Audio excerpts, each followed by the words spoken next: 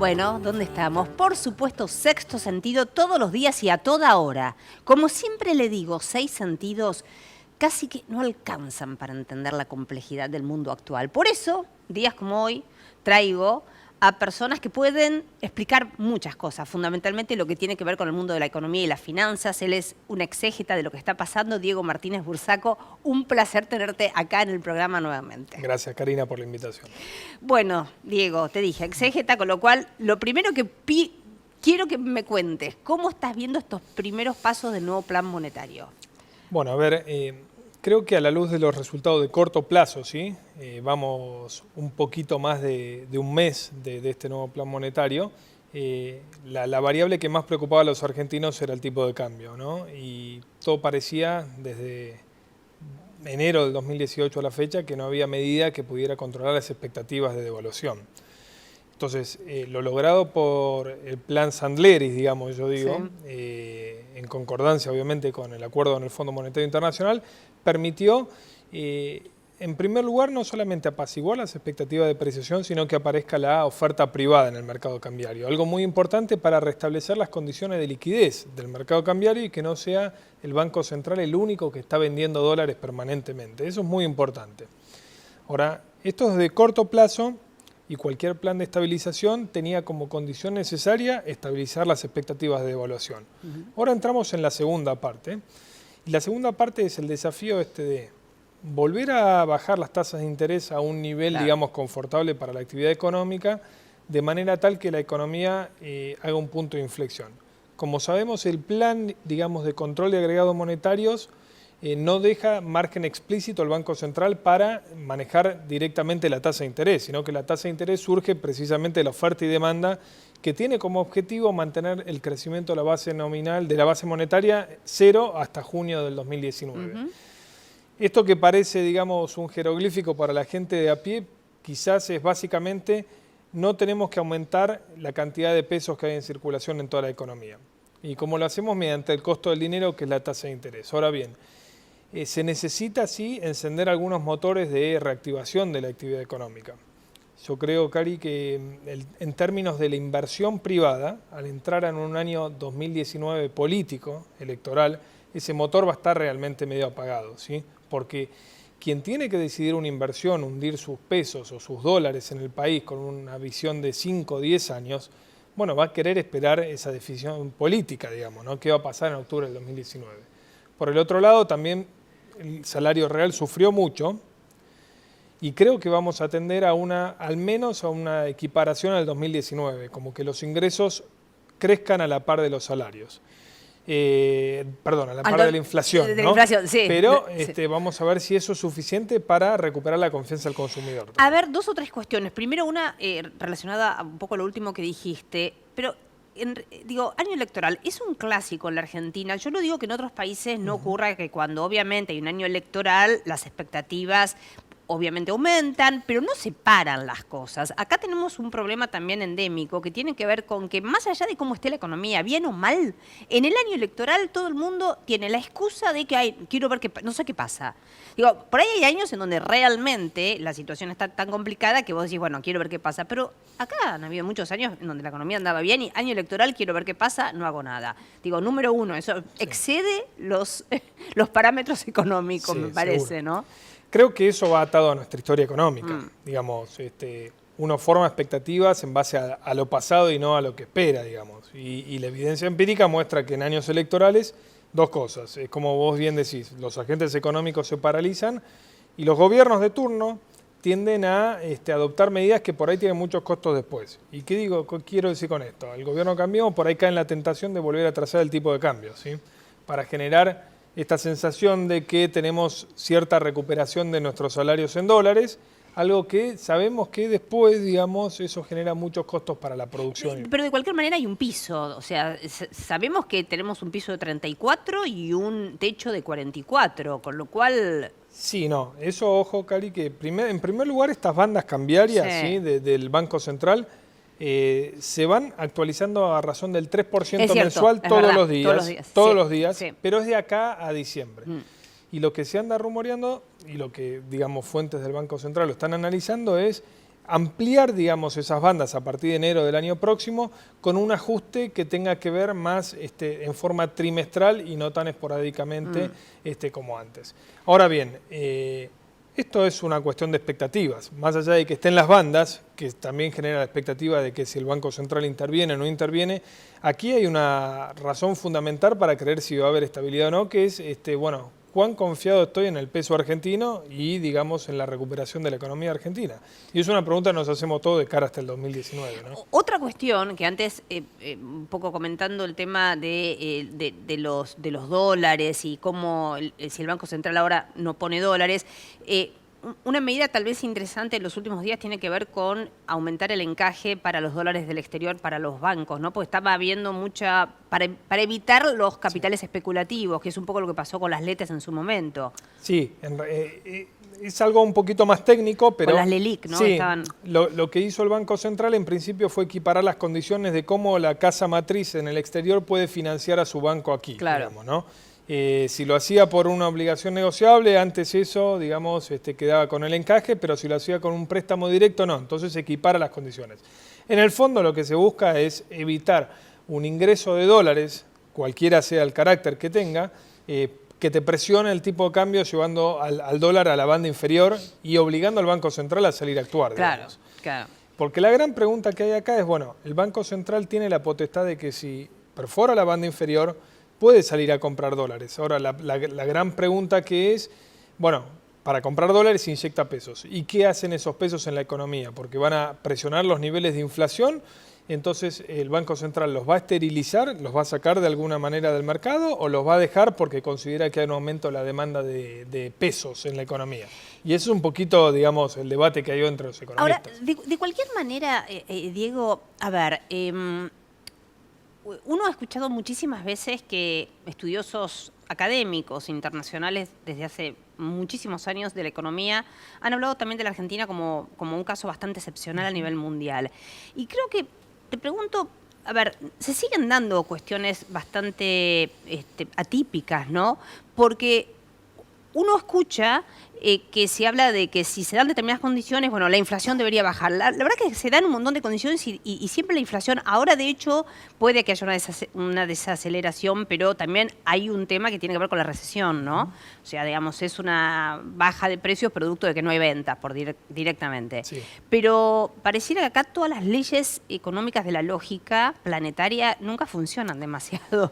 Bueno, también eso porque nosotros adoptamos permanentemente en nuestra historia medidas o políticas económicas que son extraordinarias.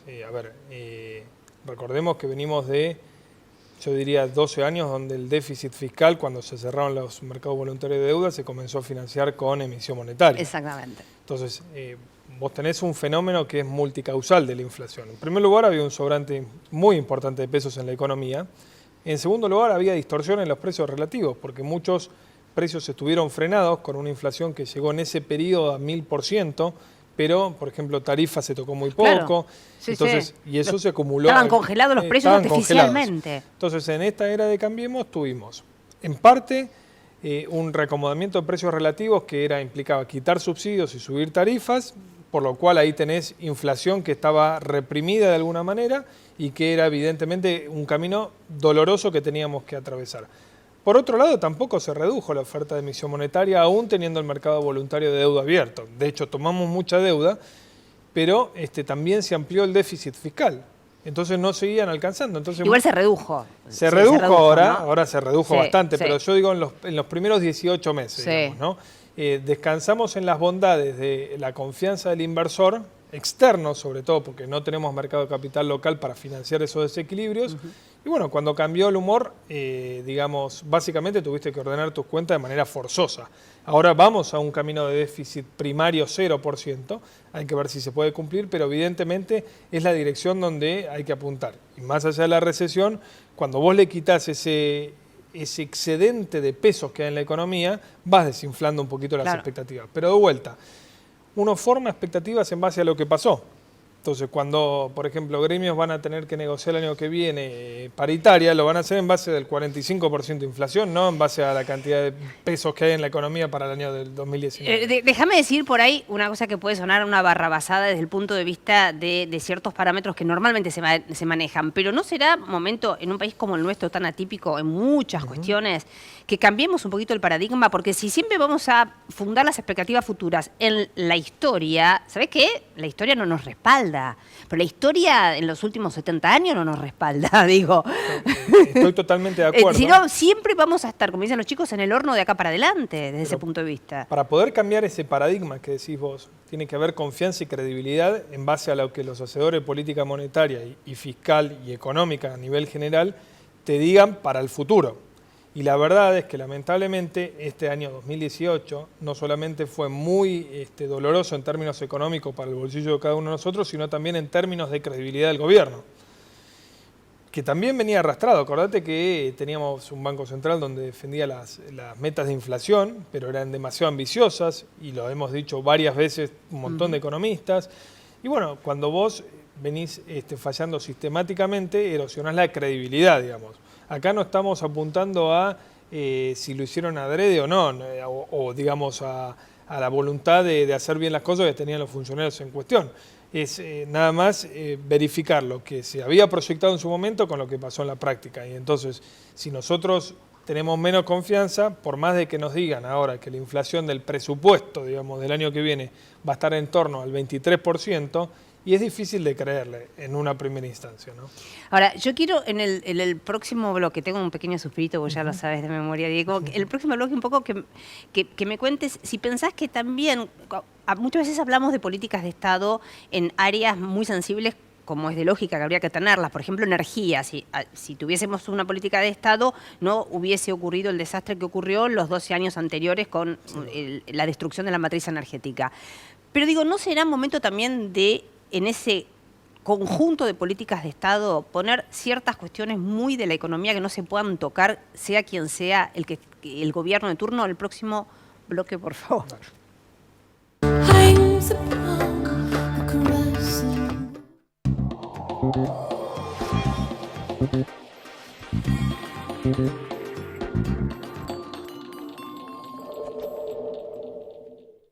Bueno, gente, Inés se compró la remera que estaba buscando, aprovechó el ahorro de Vamos los Jueves. Lástima lo de Rubén, lo único.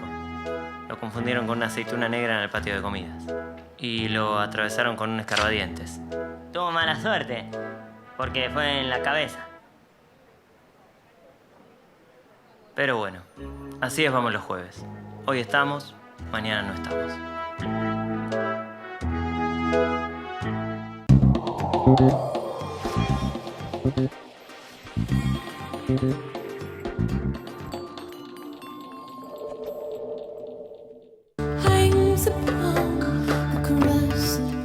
Bueno, acá continúa un placer charlando con Diego Martínez Bursaco. Diego, del bloque anterior, digo, ¿no será hora también de que tengamos algunas políticas de Estado que abarquen ciertos principios básicos económicos? Pero para eso también necesitamos una responsabilidad, no solamente de un gobierno de turno, sino de toda la dirigencia en general, ¿no?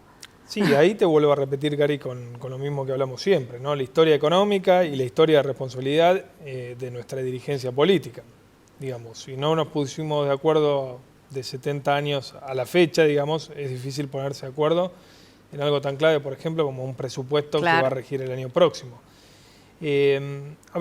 Vos tocaste el tema de la energía. Yo creo que el tema de la energía es uno de los buenos ejemplos del gobierno de Cambiemos, donde cuando las reglas de juego son claras, cuando los incentivos están, las inversiones aparecen. Bueno, de hecho se revirtió ya la matriz energética. Se revirtió, hay realmente, muy buena expectativa, tenemos todo lo que es Vaca Muerta, todo lo que es la generación de electricidad, hay empresas invirtiendo en nuevos gasoductos, volvimos a exportar a Chile. Entonces todo eso, obviamente que es doloroso porque veníamos también de una situación de prácticamente un quebranto al sector energético y eso implicó sincerar muchas tarifas, todo que nos duele en el bolsillo a todos, ¿sí? Pero también lo que tenemos que pensar es que si nosotros queremos un país previsible para los próximos 10, 15 años, no podemos hacerlo sin una base de autosuficiencia energética. Totalmente. Entonces ahora se está sembrando algunas. Pero la pregunta es, porque vos fíjate, yo siempre lo relaciono con lo que pasa en los mercados capitales y en la bolsa, ¿no?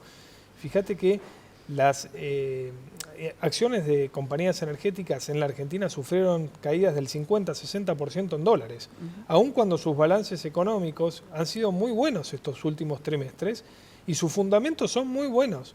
Hay una disociación entre lo que es la foto hoy y lo que se espera para el próximo lustro, te diría.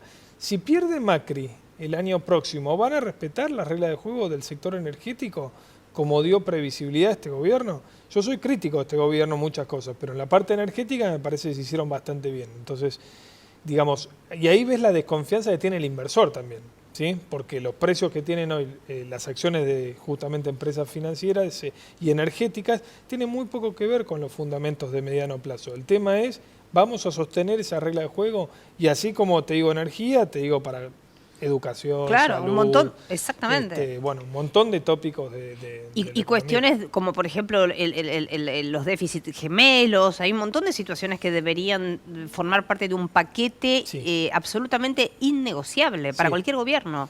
Lo que pasa es que, de vuelta, ¿no? Acordate, en noviembre del 2001, el Congreso argentino sanciona la ley de intangibilidad de los depósitos, ¿no? Y 20 días después vino el corralito. Sí. Entonces, ya sé, pasó hace mucho tiempo, no, pero bueno, es un caso muy, digamos, que quedó muy marcado en toda la sociedad argentina, sobre todo la clase media, y bueno, y la desconfianza está. Entonces, cuando vos apenas ves que empiezan a soplar vientos contrarios desde lo económico, el dólar se empieza a mover, lo primero que haces es resguardar lo que tenés. Y eso obviamente es un costo muy grande para todos. Hablemos un poquito, a ver, Diego, de lo que ocurre con el inversor, el mediano inversor, que quiere un poco estar cubierto. Se habla mucho ahora del carry trade, de todas estas situaciones en donde vos viste pasar de pesos a dólares y haces diferencias. ¿Cómo estás viendo, siempre como decimos, ¿no? Teniendo en cuenta que la Argentina tiene un mercado de capitales todavía exiguo, que esta es otra tarea pendiente, importantísima. A ver, la estrategia del carry trade, para quienes no la entienden, es vender dólares para invertir a tasa de interés alta en pesos y esperar que el dólar se mantenga relativamente estable, así que vos ganás una tasa de interés alta en dólares. La evidencia empírica de hace muy poquito tiempo demostró ser una estrategia muy, muy riesgosa para un inversor medio, como decís claro. vos. ¿Por qué? Porque la verdad es que el dólar acá puede dispararse en cualquier momento, sea por cual fuera el motivo. Entonces, digo, esa estrategia es más para los profesionales, para los traders, si vos querés. Ahora, para el inversor común, lo que yo siempre digo, es lo más importante es diversificar, digamos, ¿no? Si vos estás tentado por estas tasas de interés alta en pesos, bueno, poné algo a trabajar tu dinero ahí, poné algo en dólares, ¿sí? A trabajarlo en algún bono, en una letra del tesoro, y ponelo algo en acciones. Las acciones están realmente, digamos, baratas, si uno piensa en invertir a 4 o 5 años, digamos, ¿no? Yo digo que siempre la inversión, sobre todo las inversiones en acciones, debe ser pensada como dinero que uno no cuenta, digamos, ¿sí? ¿Por qué? Porque hay muchas oscilaciones, muchos ciclos, y los mercados no son más que el reflejo de la volatilidad de la economía argentina, digamos, ¿no? Entonces, bueno, si nosotros pensamos que vamos a estar pronto en un punto de inflexión de la economía, sabemos que los mercados se adelantan y bueno, podemos pensar en un horizonte de 4 o 5 años vista, con cierto optimismo, ¿no? Cierto sesgo optimista. Claro, las acciones son para, digamos, corazones resistentes. Sí, pero si vos lo haces dentro de una cartera diversificada, claro, diversificás, es cierto. Tu corazón va a tener que ser menos resistente. Menos resistente. ¿Y qué hay con respecto a los bonos, ahora que el riesgo país ha bajado? Bueno, los bonos están bajando, el riesgo país está bajando, los bonos están subiendo, no tan fuerte. Recordemos que hoy está el riesgo país en torno a 600 puntos, cuando a principio de año estaba en 300. Y hay una clave muy, muy puntual que son las elecciones del 2019 y qué pasa con el financiamiento a partir del año 2020, ¿no? Yo creo que si Cambiemos es reelecto, obviamente esto va a ser anticipado y los bonos deberían, digamos, ser una buena alternativa. Pero no puedo dejar de decir que hoy hay cierto riesgo, no de impago en lo inmediato, sino de impago de qué podría pasar después de las elecciones. Diego, desde elecciones. Estados Unidos, elecciones ahora con dos cuestiones claras. El presidente norteamericano, Donald Trump, pierde la Cámara de Representantes, pero mantiene el Senado, pero a la vez gana varias gobernaciones. Sí. ¿Cómo pensás que esto puede impactar en la economía global? Creo que, sin ser, digamos, un experto en análisis político en Estados Unidos, creo que salió relativamente bien parado Donald Trump, es decir, que se aleja totalmente de un posible juicio político, si los números eran más desfavorables, y creo que va a seguir siendo un líder de estos impulsivos, digamos, ¿no? Hoy las bolsas, sobre todo, no la de Estados Unidos, sino muchas bolsas del mundo, distintas a Estados Unidos, tienen precios de activos financieros que están incorporando sí este escenario de guerra comercial, de ralentización China. de la economía, de problemas en China, etcétera, etcétera. Y bueno, quizás ahora a fin de mes que se reúne la cúpula mayor del mundo en Argentina por la cumbre del G20, sí, sí. tengamos alguna buena noticia de alguna reunión bilateral entre el presidente chino y norteamericano para poder saldar algunas cosas y poder recuperar cierto optimismo. Sería cauto, digamos. Pero fíjate ¿no? qué interesante una cuestión, ¿no? Siempre decimos que en todos lados se vota con la economía. Y la paradoja fue que Estados Unidos está con una economía volando. Y sin embargo, digamos, con la economía que tiene Estados Unidos hoy por hoy, obviamente la Cámara de Representantes no se debería haber perdido. Con lo cual, a veces el electorado, hoy es cada vez más, los electorados son cada vez más impredecibles. Sí, por ahí yo diría son cada vez más sofisticados, ¿no? Sí, Empiezan bueno, a no sí, votar sí. tanto con el bolsillo, sino Exactamente. valoran otras cosas. Otro tipo de Y bueno, situaciones. sabemos que Donald Trump en esas otras cosas, lo que sea valores, la moral, los discursos, el permanente confrontamiento, digamos, y atacar a minorías, digamos, ¿no? Bueno, eso tiene una reacción en el electorado, digamos, ¿sí? Lo vimos mismo con Cambiemos, ¿sí? La elección legislativa del año pasado, tampoco la economía argentina estaba muy bien, que digamos, había sido un año 2016 muy fuerte en cuanto a la recesión, la inflación. Bueno, pero acá se votó, digamos, se le dio un guiño al gobierno por otras cuestiones distintas a la economía.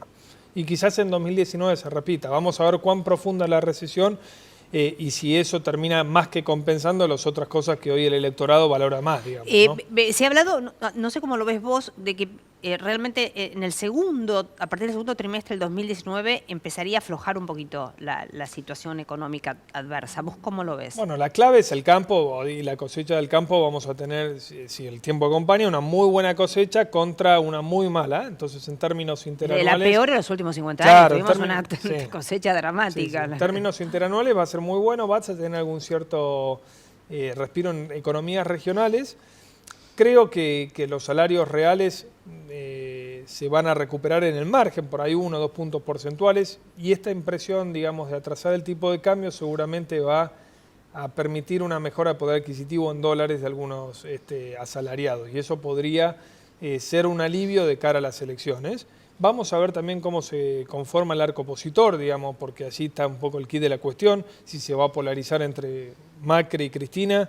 Bueno, ahí las chances, creo, de Cambiemos suben y todavía no surgió digamos, fuerza política distinta que sea fuerte, que pudiera arrebatarle el gobierno, el poder al gobierno. Digamos, ¿no? Y la otra cuestión importante para nosotros es cómo va a estar Brasil, ¿no? Porque Brasil es un mercado muy importante para la Argentina. Sí, es un enigma también, digamos. Hay bastante optimismo. De hecho, hace unos días salió una encuesta donde más del 90% del empresariado en Brasil dice que va a invertir más de lo que invirtió en 2018 para el 2019. Y eso nos va a ayudar, ¿sí? Sí, porque nos va a si ayudar. se recupera esa Claro. actividad económica, más con una depreciación del peso como hubo, tenemos cierta competitividad favorable que nos permite colocar productos allí. Así que es una ayudita adicional, seguro. O sea que si Brasil viene, hay que realmente... Bueno, Dependemos fíjate, de muchos factores, Y ¿viste? siempre, a ver, en un mundo multilateral, salvo que vos... a ver, lo hemos hablado más de una oportunidad, tal vez Estados Unidos se puede dar muchos gustos porque Bueno, quieras sí. o no, Es es el el que rey. es el rey, El es el dueño que de la pelota. y sí, es el dueño de la pelota. Ahí vos te podés dar muchos lujos, pero Sin duda.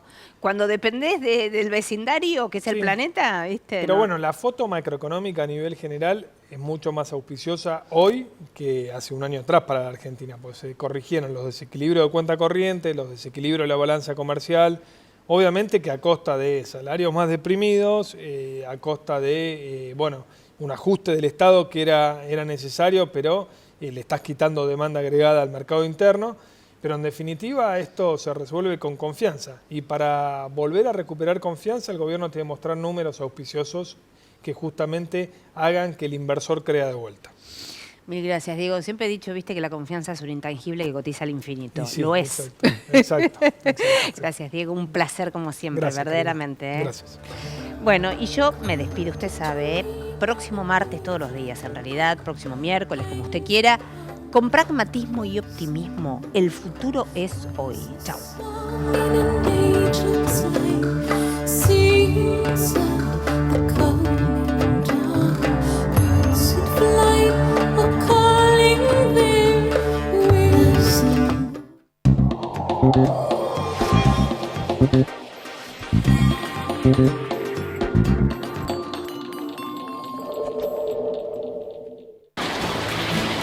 ¿Qué es crecer para vos?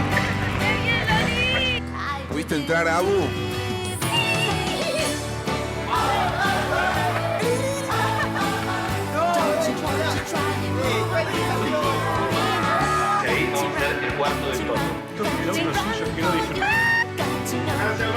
Para cada uno, crecer es algo distinto. Lo importante es tener quien te acompañe. ¿Te parece que hice un video? Banco Ciudad. Te quiere ver crecer.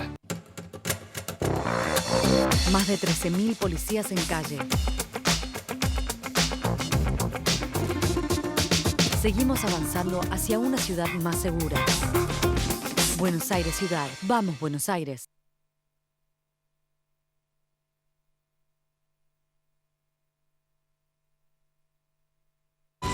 En la Ciudad Autónoma de Buenos Aires, vivir mejor es ley.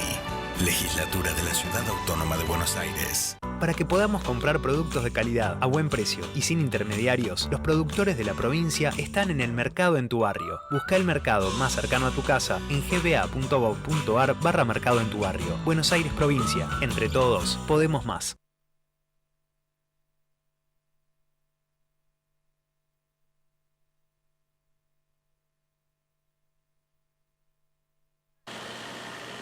Hace 30 años que vivo en este barrio, hace 30 años que estamos con motor. Se te rompe el motor y tenés que tener más de 5.000, 7.000 pesos. En mi economía, esto, si bien el agua, es algo bárbaro.